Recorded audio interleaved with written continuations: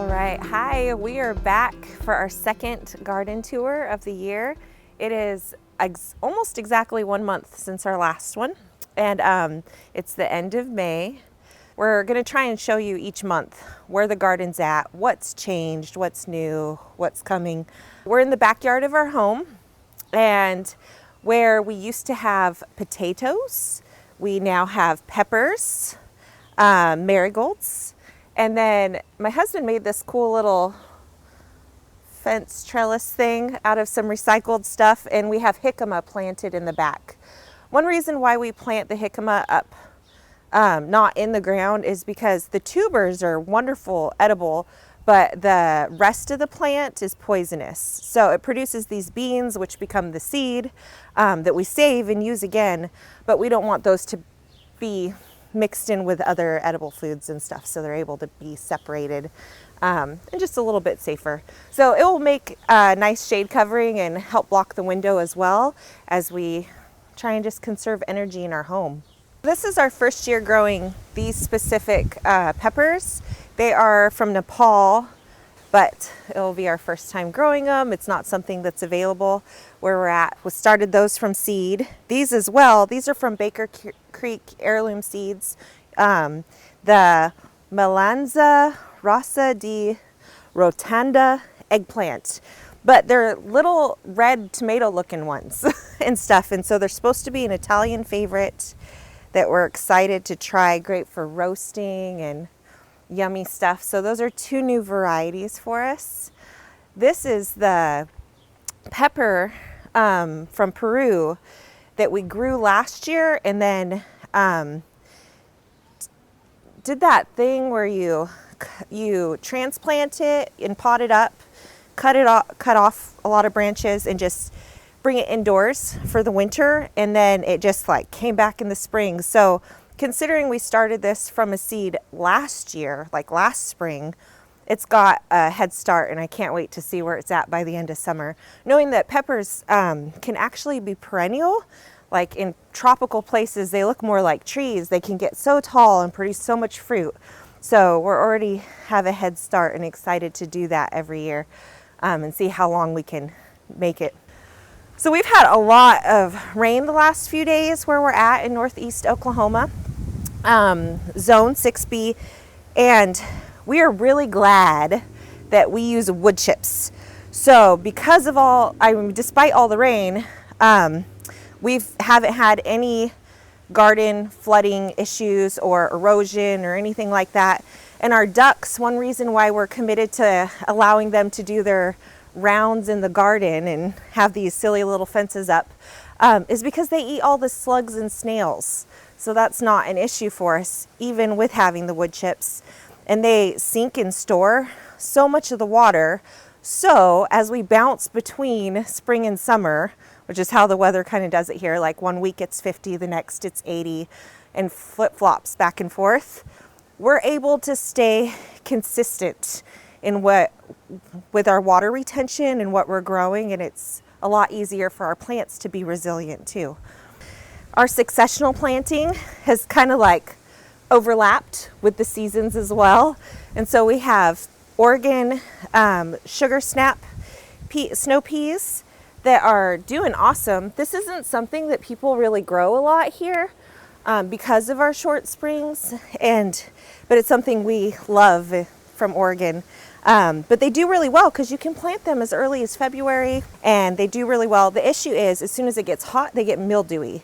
And so we've learned to space them out a bit more, get them in early, and then we do companion planting as well. And so we've got our carrots layered in each of these tunnels. We have our carrots, which will be harvested in the month. This next month, they'll be out sometime within June or even the next couple of weeks as they get bigger. And then we've already planted some of our tomato plants, and just making sure there's enough space for each of them to thrive. And then we have a head start on our overlapped successional planting from peas to tomatoes, with carrots as a kind of little understory crop that will get harvested. And then we will be sowing basil seeds where the carrots are. And so that's what we're doing in each of these tunnels. Here we have, these are all Roma tomatoes and stuff that will get staked up. These peppers will be transplanted where the garlic is currently. So we're just waiting for that to finish up, and then we'll get the peppers in the ground out there. But they're all doing really good. Of course, we always have volunteer sunflowers that seem to plant themselves everywhere. Here, same thing, peas, carrots, and the tomato plant's already in. So we'll just pull out the peas plants when they're done, and the carrots, and replace it with basil, and then the tomatoes will take over and be tied to the trellis. Our blueberries are doing awesome. Really excited about having that kind of a harvest this year.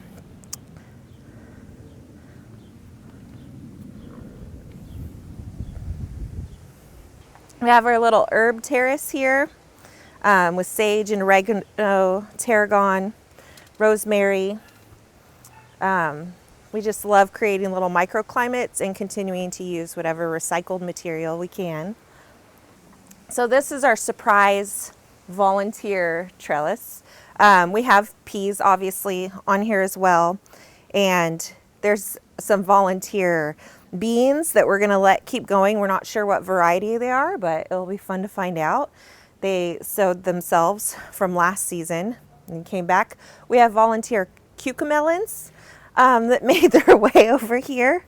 So that will be nice to have.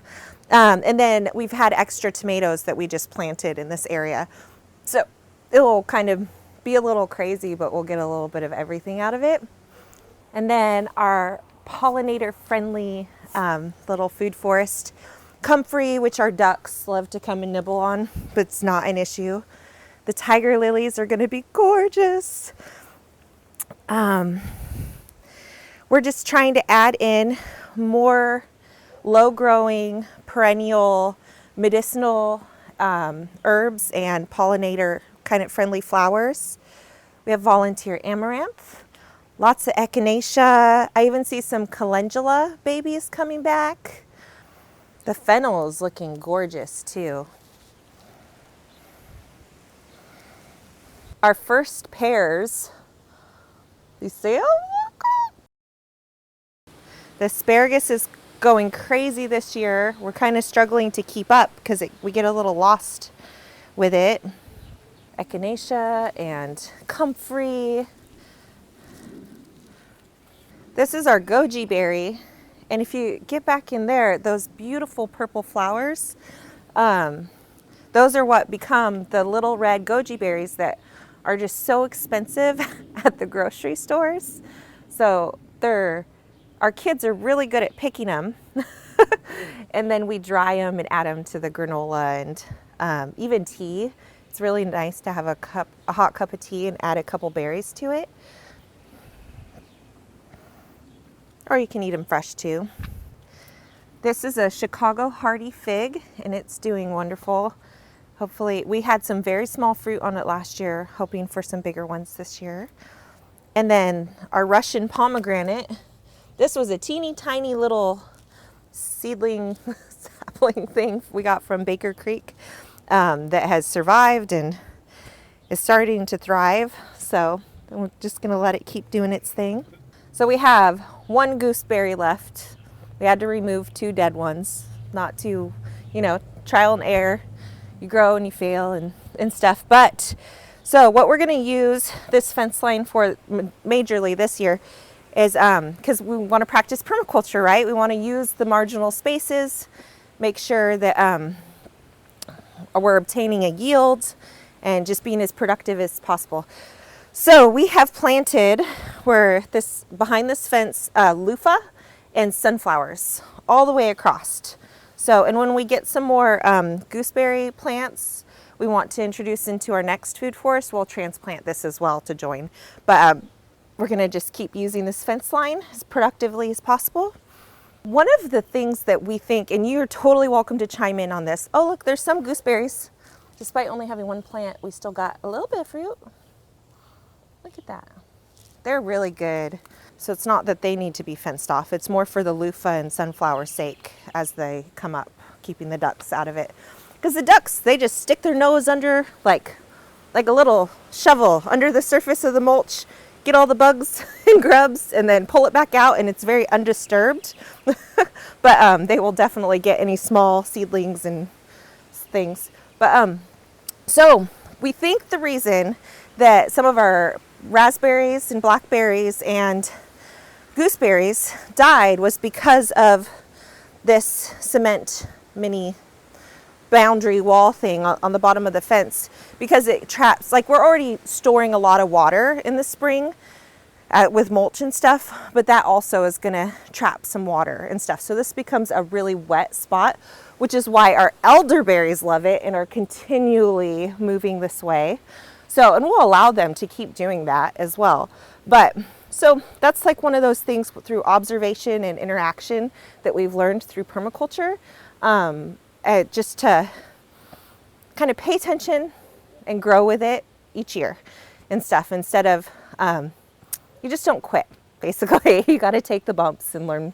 So anyways, but we're using this space. Loofah's done great here before, and it does get a lot of hot sun for most of the day as it comes over this way from east to west. We still have some radishes, and they, because of all the water, are getting huge. Here's one of those. Let me find a really big one. They're like, I'm not even sure if they're splitting. Oh my gosh, look at this. It's like, this is a radish. It's not a beet, it is a radish. So this is one of those purple rounds. I mean, it's just starting to split. I'll throw this in the salad for dinner. But it looks like a beet. It's just like crazy. That's how much water we've had. And the other good thing about not just mulch, I mean, so compost can be considered a mulch as well, like on top of your plants. It's not as fine and thin as like just a regular dirt, you know, that you'd plant in or growing medium, but because it still has a little bit of chunks in it. So it does really good with stopping erosion as well. And you can direct sow into it in a way that you really can't with just regular wood chips. So I like to think about it as this process of like wood chips, pathways, you know, the compost in the beds to plant in, still totally like, kind of like a mulch. It's still covering enough to really make everything sink and stay put, compared to just naked dirt that totally gets washed away, you know, or standing water on it. But oh, that's so pretty. The radishes will get harvested probably this farmer's market this Saturday, whatever's left, or we'll enjoy. And then this will also be basil. So like within the next week or two. So we will have some successional planting of the basil. First, as we remove the radishes, just have a ton. And then as we harvest the carrots under the tunnels, we'll put basil there as well. So our elderberries are doing good. We're gonna try and keep them somewhat not crazy this year, because they will get huge, like so huge that they'll flop over, and we don't want them to cast more of a shadow than is necessary. So we're trying to rein them back a little bit, but so they're starting to flower. So these will get big, beautiful white flowers. They'll kind of look like Queen Anne's lace or something like that, but you can harvest them and make some really lovely like liqueurs and syrups and stuff. You can actually do an elderflower champagne, which I think would be really fun to try and celebrate with down the road. But these are doing good. And then we usually harvest the berries throughout the summer as each little bunch is kind of ready, because we don't want to cover them or anything. There's such wonderful food for the birds and just as a part of our little ecosystem here. So we don't mind sharing. There's more than enough. But so I'll come out with a bowl and just harvest them as each bunch is kind of ready, rather than trying to cover 9-foot elderberry bushes. You know, these are the eggplant Antigua eggplants. They're the purple ones with the little stripy kind of variegated looking almost skin. And they're doing awesome. These are all bell peppers, like chocolate bell, yellow bell. And then this is our first time experimenting with transplanting celery that we started from seed. So we're excited to see how that goes. This ugly, empty, kind of naked spot is where we harvested radishes that we tried to do the different wasabi and the daikon here, but we went through, our yo-yo weather of 90 degrees one week and 50 the next. So they basically bolted. We didn't really get any roots on them. And we didn't really need to save the seed. We needed the space more, they're taking up real estate and they weren't giving us much. So we harvested them and gave them to the chickens to eat and compost. And now we have planted here Malabar spinach, which will grow up around this, and it loves the heat and it actually can handle not having full sun all the time, but it's a very humidity loving plant. So we'll have the Malabar spinach grow up, this crazy recycled thing we were given, and nasturtiums, the Alaska red nasturtiums along the bottom. So that will be pretty. So all the rain's been kind of good to our mushrooms. So we have our brown Italian oysters, and this is a wood ear that's made itself at home. And we've gotten a few shiitakes here and there, but nothing huge. The only problem is as it gets warmer is the mushrooms get buggy really quick. But we'll harvest these tonight and add them to my dad's birthday dinner. The bananas are up.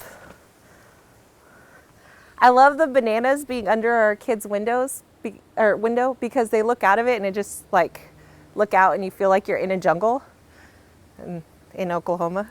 So it's really fun. These super pokey plants, little shrubby looking things, are the most cold hardy citrus tree that there are. They're trifoliate hardy orange.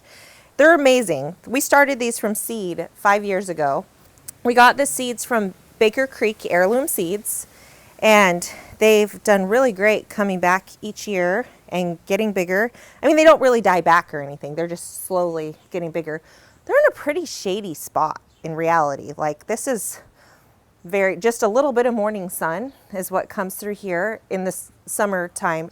But these are so cool because the skin in China is used for making bitters and has a lot of medicinal properties. And then the fruit, actually, the pulp, the citrus pulp, is more lemony. So you could do like limoncello kind of recipes with it and different stuff. So it's just a very useful plant and is super hardy citrus. So it's something that we know we've got a long ways to go, but it makes a great hedge. It's way more of a, just shrub layer. And because of the spikes and stuff, as a barrier kind of shrub. So you can get them together a lot closer, and as they get established, they can kind of create that, just a great animal barrier as well, because they're not going to eat it with all those spikes. Oh, this is so cool. Okay, so I don't know if I mentioned this in the last time, but okay, so last summer, we planted 2 lemongrass clumps, right? There and there, and you can like see the dead roots. And they're not hardy to our zone at all. They're like subtropical. They shot out. This is volunteer lemongrass.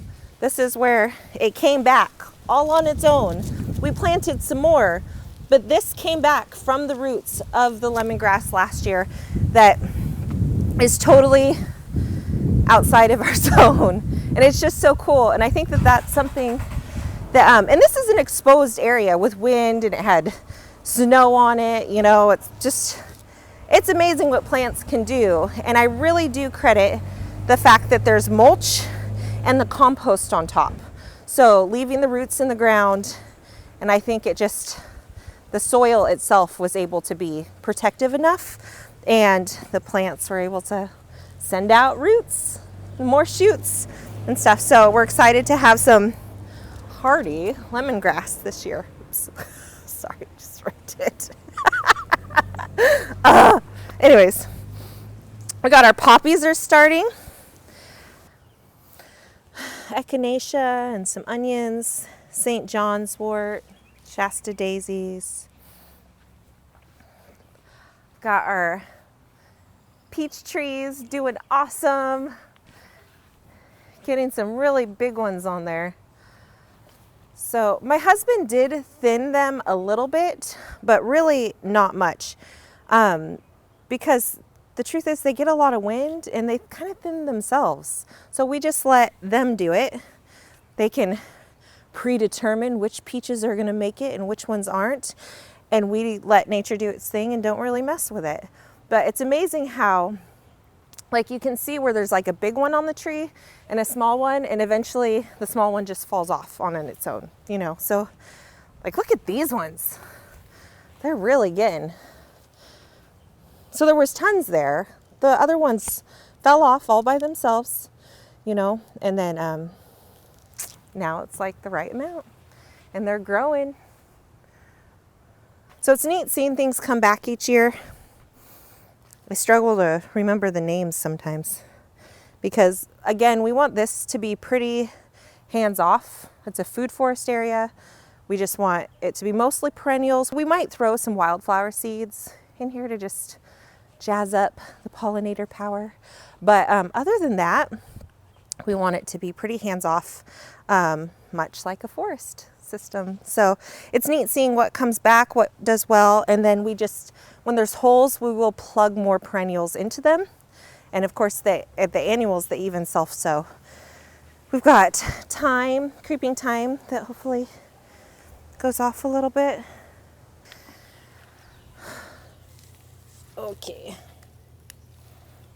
So these are June-bearing strawberries.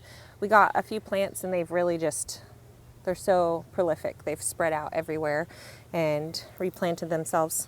So these are June-bearing, but we really harvest them in May. So anyways, we love them. They're so good. We will be harvesting some more for this weekend, and I plan on making my gluten dairy-free strawberry crumb bars for market. So something we want to change up, as the strawberries have gone crazy, it's gotten harder to harvest them, you know. So something we are going to do this fall is going to be spreading them out in rows and stuff. But the other thing we want to do is we'll be harvesting these beets here this weekend, whatever's ready, and probably a few more. But they're doing really good. So we do the Charles Dowding method where we multi-sow. Oh yeah, they like need harvesting. This one's split. Let's take both of these. Add those to the dinner pot. Anyways, all the rain. Ugh. But we'll go through these. Anything good we'll share and we'll eat and clean up. But these are the golden beets, and then we have the bull's blood ones. Anyways, so we want to do our, you know how we do the arched vertical gardening? We want to do that here in the center. So this is like within this next month. So we'll be doing, do the arches, create a little pathway in between because it's such a wide bed. Really, you can't, if you can't really get across it, you need it to have a pathway. And then do nasturtiums on the side and bitter gourd, like 3 different varieties over the archways, and create a path, and then eventually transplant the strawberries here. So they're on the edges and we have more of a pathway to the street and little library to our front door. As we want to be honest about what we're learning as we're growing, and some things we've been really successful with, 1 year at a time, and other things, like last year our beets were amazing, and this year they kind of suck. I mean, they're not horrible. We still are going to get some, and we're still going to plant again in the fall, in a different spot, but we're learning And even for like, you know, huge market growers, you have to deal with those fails and successes and just keep learning from it. So we might have some nematode issues or something up with this bed. And that's another reason why we really want to switch out the crop and do something else that isn't going to be as much of an issue, you know. Our beautiful bay leaf, isn't it doing great? And I don't know the name of this. I know it has a very derogatory one that I will not repeat. Bay leaf, we started with a little teeny little start, you know, and have had it in this plant or in this pot the whole time, and we enjoy it. And we just wheel it into the garage, sorry, each winter, and it kind of like, you know, it goes kind of dormant, it just stops, you know, it doesn't die, it doesn't grow. And then we wheel it back out in the spring and it goes crazy. And so I haven't seen another bay leaf here. I'm very happy to have this.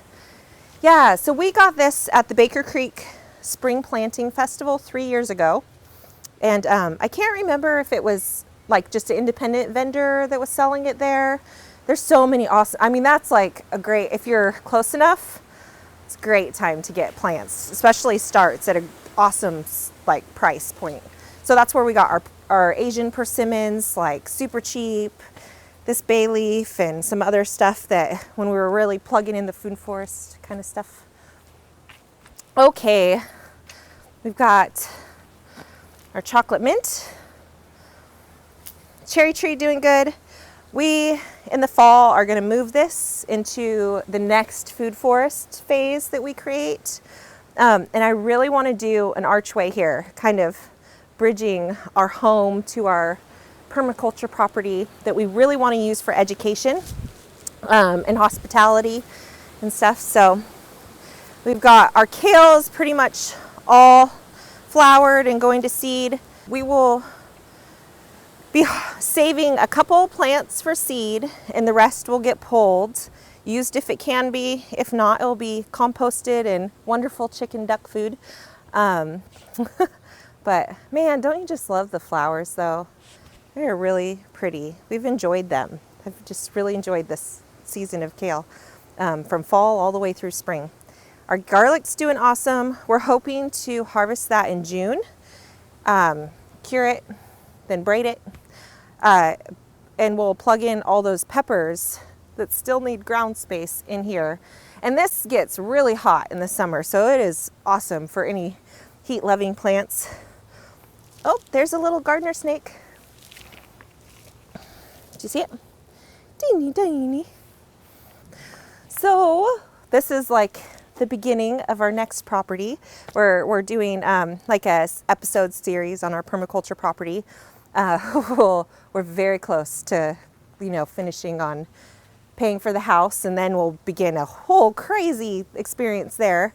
We need more mulch, but we did a video doing the front bed. So come here, I'll show you that first. I know the cardboard sticking out is a bit unsightly, but it really does decompose, and we're going to keep expanding. Our neighbors are so patient with us, and I think that goes to show a lot of times you think you can't do things like this, like do raised bed, plant stuff in the front yard and get rid of the lawn and dump mulch and all those things. But the truth is, if you're building good community relationships, you can, and sometimes you just have to try and make those connections. But we've had some really supportive neighbors that are excited to see what comes out of these beds, and I'm sure we'll benefit as well. So we have all of our dahlias, lilies, sunflowers.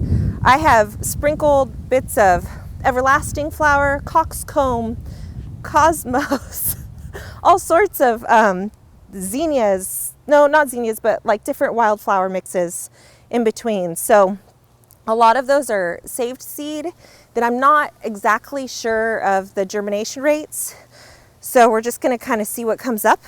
But these will all be flowers that will just bring in those pollinators and be beautiful for our neighbors and us to enjoy. These frames we got from our friend Kira at Homestead Dreaming. we're using them, but we plan on pulling them out. And so think of them more like stencils or cookie cutters. And what we're going to do is, as we keep creating beds, use them again and again. And that just kind of gives us a footprint as we're layering the mulch, the cardboard, the mulch, and the compost, to create just really easy lines, one step at a time as things settle. So the wood frames won't be staying in place. They'll be used again as we stamp out each of our long beds.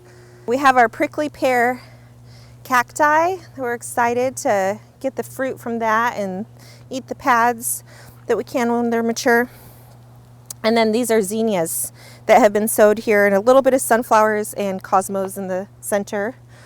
We have some more specialty peppers in the pot. So remember, these were full of potatoes, and we got a teeny tiny potato harvest, but we needed to free up the space. So we've got our Jerusalem artichokes, or fartichokes, that we've tried to clean up a bit. So those are doing good. These are all Brazilian Boqueno peppers. Yeah, and they're the yellow ones. There's a red variety too, we just have the yellow. Same thing as the one from Peru, where we started it from seed last year and overwintered it in the house and all that. So, you know what's funny is, you know how there's like some landscaping fabric here? So originally, before we ever really got into permaculture, we had just moved here and we were gifted these pots from our church and stuff, and we were using them. And we put down the landscaping fabric, you know, that you're supposed to, and rocks, and to, like, you know, get rid of the weeds and grass. And it automatically went through. It was like so pointless. But everywhere that we've done cardboard and mulch, we have not had grass or weed pressure. So it really shows that you can reuse things and do things without having to necessarily buy things. And that there's just, and you can build up the soil and create that organic matter without just, you know, doing the traditional landscape route, I guess. Horseradish is doing awesome. And then these eggplants are the Chinese string eggplants. They're long and purple. It's our first time growing these. Again, we started them from seed from Baker Creek, and they're doing awesome. So the first of many of our market garden, just full of a lot of, sorry, I feel like I'm always looking for snakes in our thing. I'm like, oh, what's that? Anyways, so this is the first of many of our little market garden rows that will be expanding across this way. And we have okra and sweet potato companion planted. So the okra is along the edge of each side. And then these sweet potato slips we started, just like I showed in our top 10 video, like just putting the sweet potato in dirt, watering it a little bit, setting it in the window, and then pulling off the slips, putting the slips in the water so that they root, and then transplanting them. So we haven't had to buy sweet potatoes in a while. We're really excited to see how these do. Both okra does great companion planted with sweet potatoes, and watermelon. So that's another row we're going to be doing here soon. And then I have sunflowers, the chocolate kind, with the brown tips planted on each end and stuff. So it's really excited to have as much food as possible grown in our own front yards and back. This is the end of our spring tour, and the end of spring as well.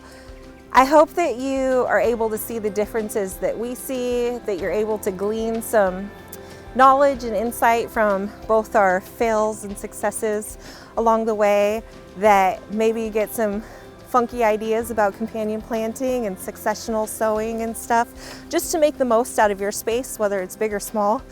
We're really excited for what's coming next, each step, and just trying not to get overwhelmed by the big picture of all the things we want to grow, and focus on just the joys and simplicity of each little step we're taking. So we hope that you don't feel like you have to do everything, but that everybody can do something. And we look forward to showing you next month how things have changed.